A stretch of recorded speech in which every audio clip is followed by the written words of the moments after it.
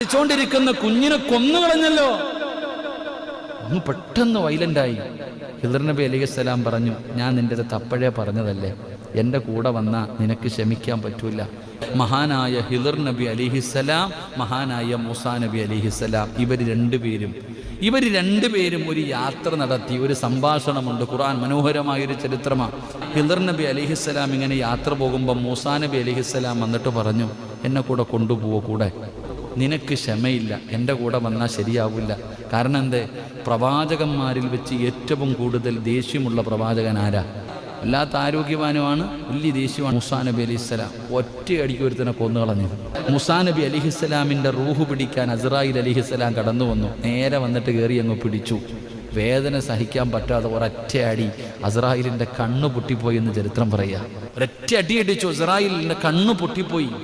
അള്ളാഹുവിൻ്റെ അടുക്കൽ പോയിട്ട് പരാതി പറഞ്ഞു. അന്ന് മുതലാ നിയമമാക്കിയത്, പ്രവാചകന്മാരുടെ റൂഹ് പിടിക്കാൻ പോയ അനുവാദം ചോദിക്കണം. എൻ്റെ പ്രിയപ്പെട്ട സഹോദരങ്ങൾ, അപ്പം മൂസാ നബി നബിയോട് ഹിദർ നബി അലൈഹിസ്സലാം പറഞ്ഞു, നിനക്ക് ക്ഷമ കുറവ്, എൻ്റെ കൂടെ വന്നാൽ പറ്റത്തില്ല.